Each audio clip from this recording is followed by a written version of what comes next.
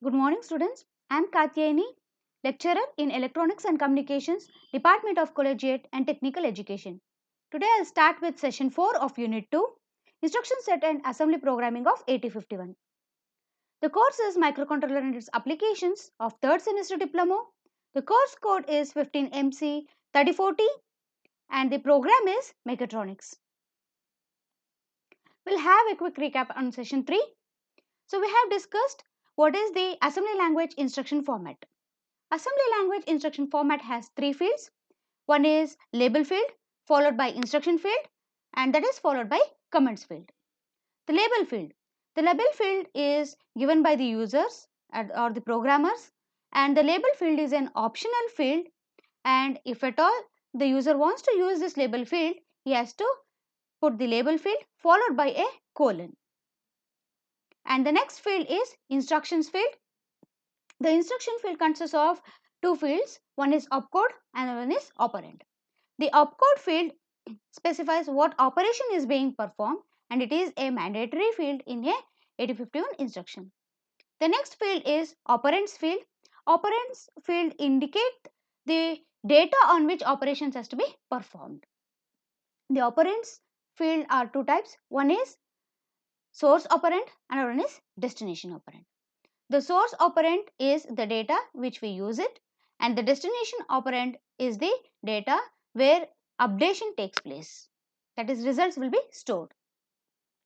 So then opcode and operands is followed by the comments. The next field is comment field.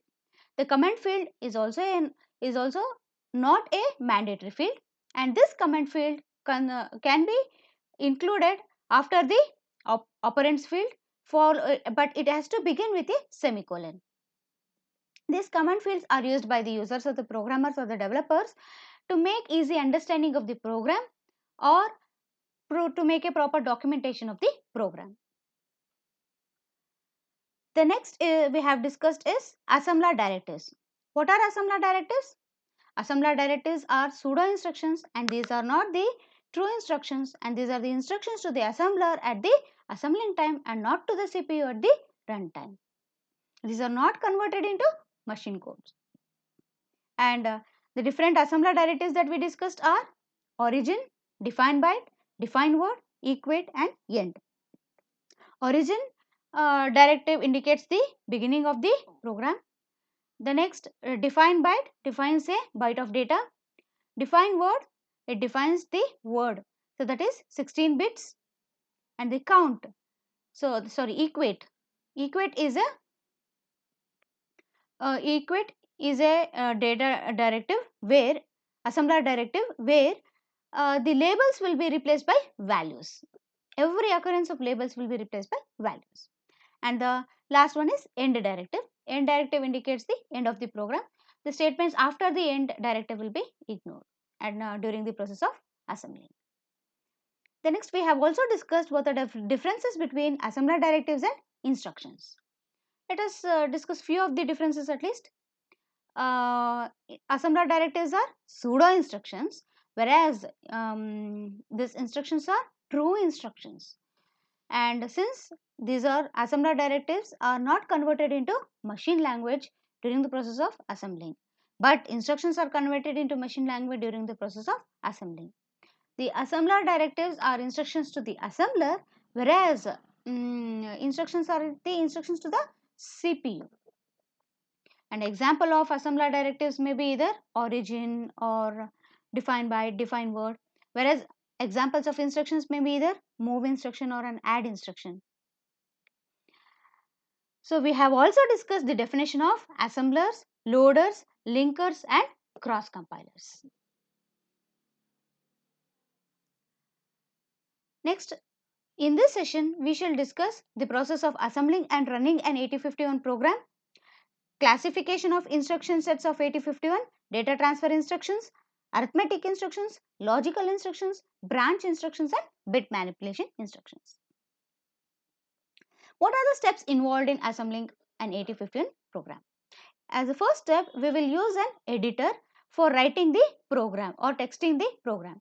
There are excellent editors that are available or word processors that are available that can be used for creating or editing the program. But these editors should be capable of developing an ASCII file.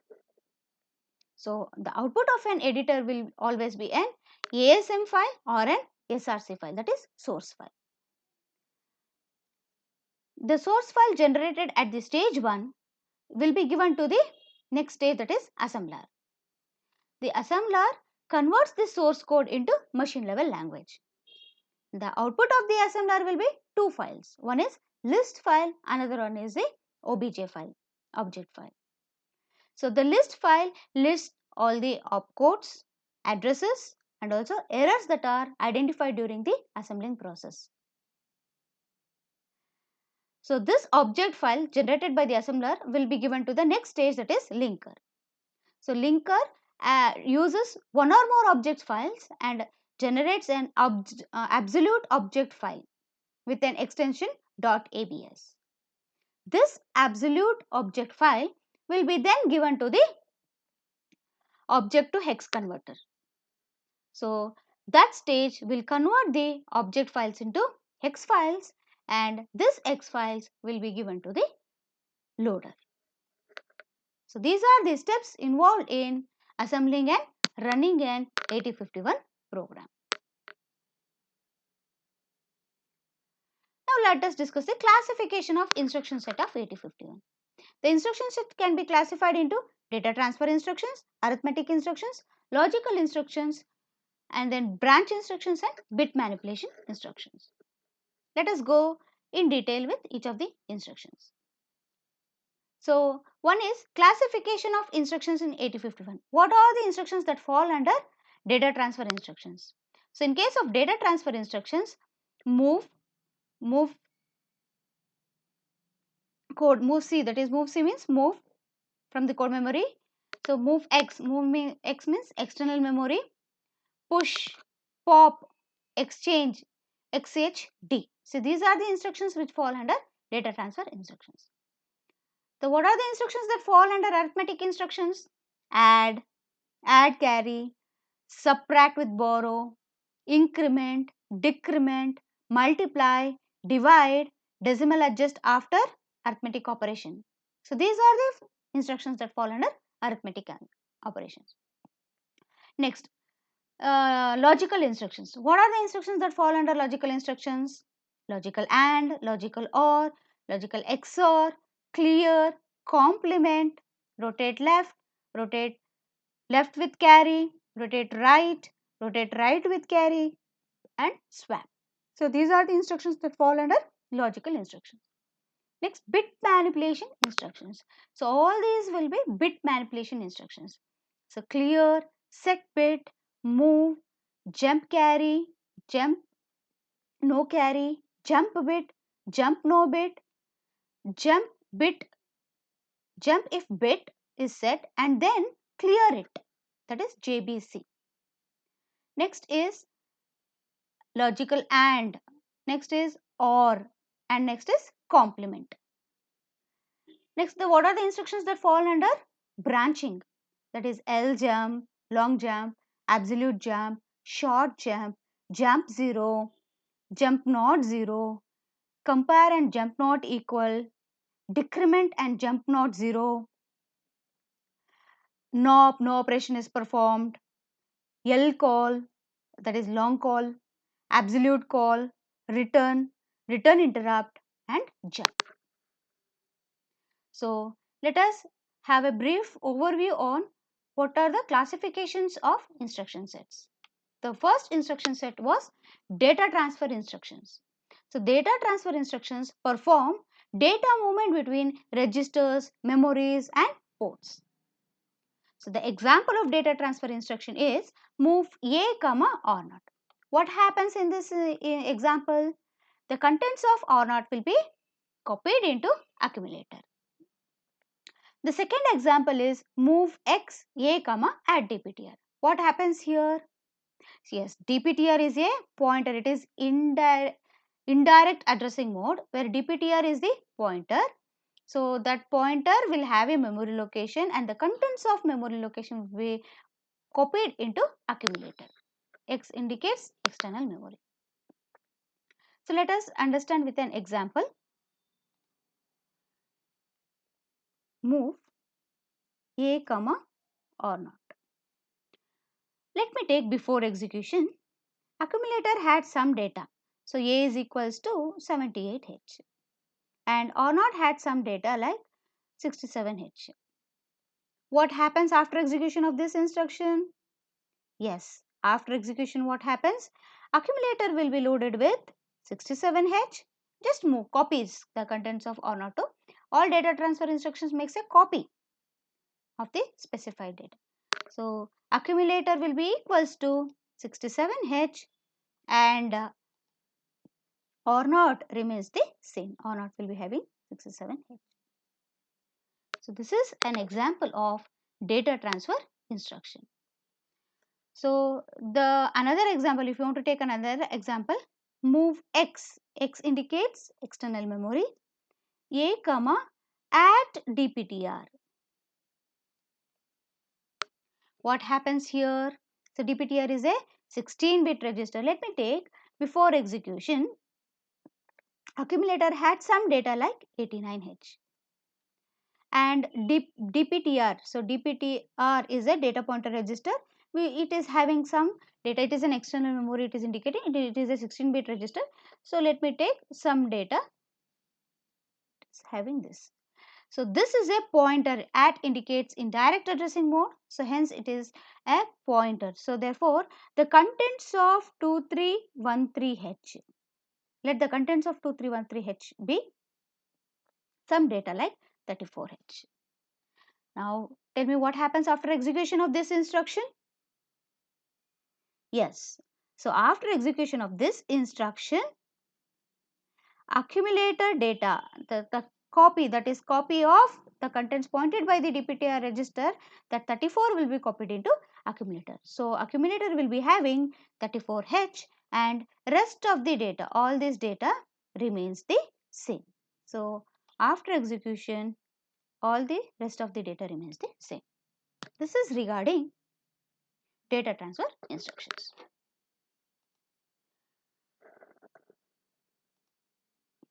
Next, we'll go to arithmetic instructions.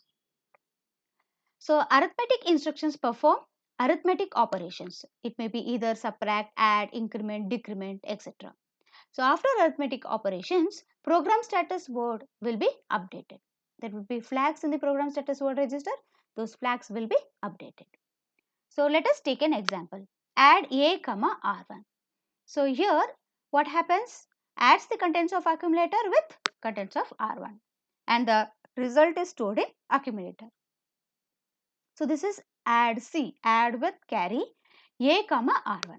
Adds the contents of accumulator along with contents of R1 along with carry and stores the result in accumulator. So, let us understand this with an example. Let me take before execution, move. Sorry. So, this is arithmetic instruction, add A comma or not. So, let me take before execution, accumulator had some data like 67H and or not had some data like 12H. What happens after execution of this instruction? It performs a addition operation and the result will be stored in accumulator. So, it will add the contents of accumulator with the contents of R0 and the result is stored in accumulator. So, the accumulator will be having, perform the addition, 7 plus 2, 9, 6 plus 1, 7. So, it is 79H will be there in the accumulator. And the contents of R0 remains the same. R0 is equals to 12H. So, this is how addition operation is performed. So, let us take another example. Add C. Add C is add along with carry. So, here we also should also specify the contents of carry flag. So, let me take carry flag initially was 1. So what happens after execution? Yes, it has to add the contents of accumulator, the contents of register or not, along with carry. So what happens? What happens after execution of this instruction? Yes, it is 7, 8, 9 and this is 10. 10, it is an hexadecimal addition, that is why it will be A. And this is 6 plus 1, 7. So or not data remains same. What happens to the carry flag? Yes, carry flag will be cleared because there is no carry generated in this instruction after execution of this instruction. So these will be the contents of add C instruction. So this is an example of arithmetic instruction. Next, let us go with logical instructions. The logical instructions are helpful to perform the logical operations like AND, OR, XOR, etc. So let us take an example. ANL A comma at R1. So what happens? Here the AND operation will be performed between contents of accumulator and the contents of memory location pointed by register R1 and the result will be stored in accumulator. So let us take the second example. ORL A comma immediate 30H. It performs the OR operation between A contents of accumulator and the immediate data 30H. So let us check with this example.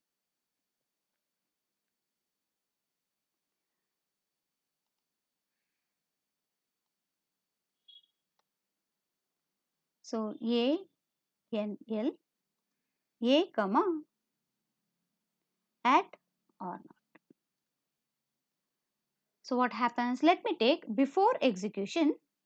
Accumulator had some data like 45H and or not had some data like 50H. And the contents of memory location 50H, let it be some value like FFH. What happens after execution of this instruction? So it performs a logical AND operation between the contents of accumulator and the contents of memory location pointed by register or not. So what happens after execution? So perform the AND operation between these two data. So let us take AND operation, it requires 45. Represent that number in hexadecimal into binary, that is 4. 4 means 0, 1, 0, 0. 5 means 0, 1, 0, 1. So this is the representation of 45. Next, contents of memory location 50H is FFH. How will you represent FFH? Let me take this down so that it will be very easy for understanding. So this is the contents of accumulator and contents of memory location 56H is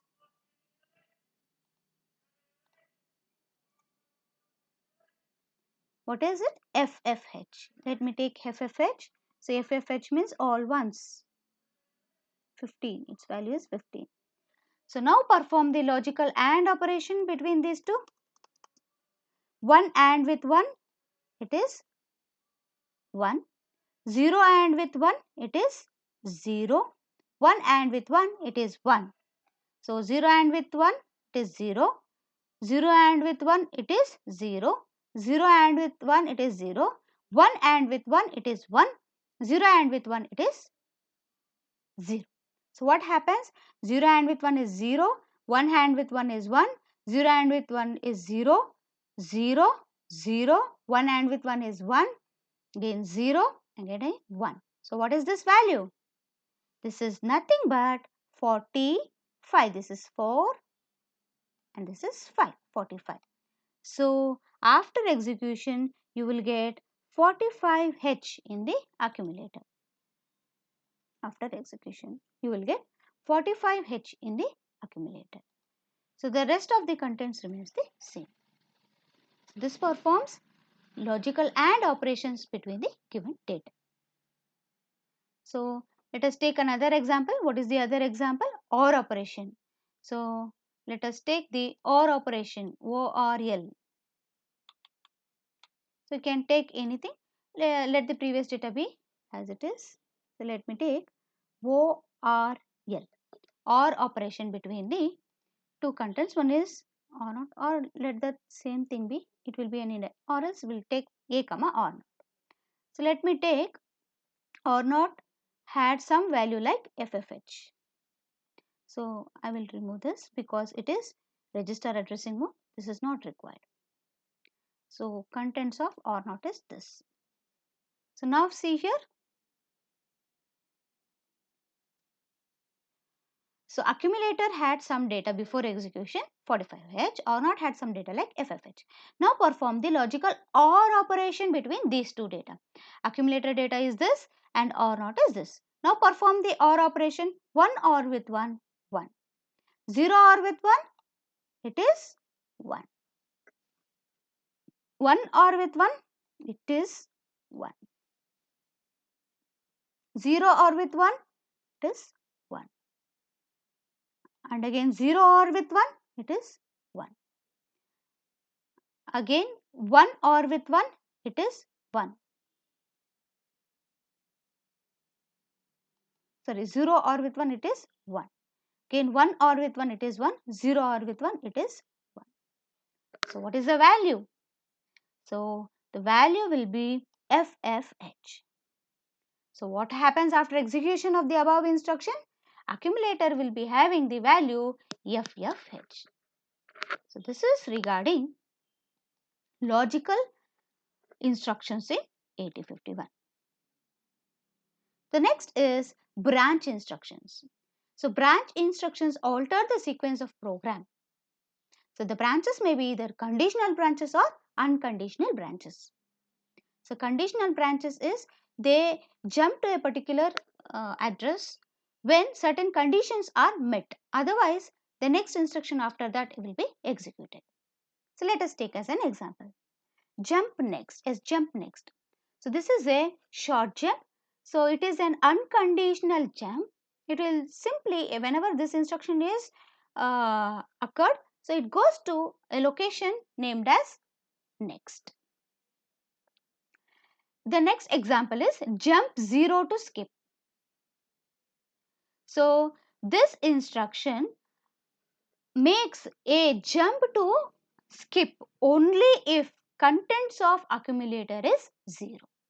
Otherwise, it will not jump to the skip. It will execute the next instruction of the jump 0 instruction. So this is a conditional jump instruction. So branch instructions alter the sequence of program execution. It may be either conditional or unconditional. Just it will jump to some different locations. Next is bit manipulation instructions. To support the bitwise operations like AND, OR, complement, clear, etc., the data memory of 8051 is both bit and byte addressable, and also some SFRs in RAM memory space are bit addressable. So let us take as an example A and L, that is perform AND operation between C, that is carry, and port 1.3.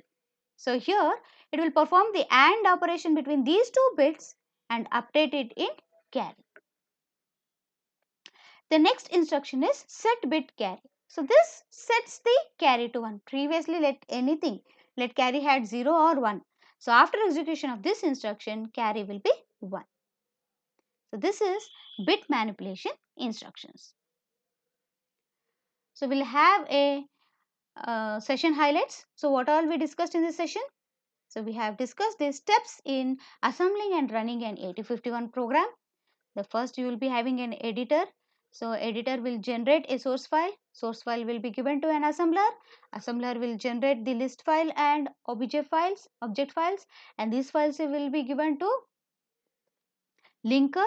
The linker links one or more object files to generate an absolute object file, and this absolute object file will be given to object to hex converter, which generates an hex file that will be given to the loader. The next we have discussed is classification of instruction set. So we have discussed what are the instruction sets that we discussed: data transfer instructions, arithmetic instruction, logical instructions, branch instructions, and bit manipulation instructions.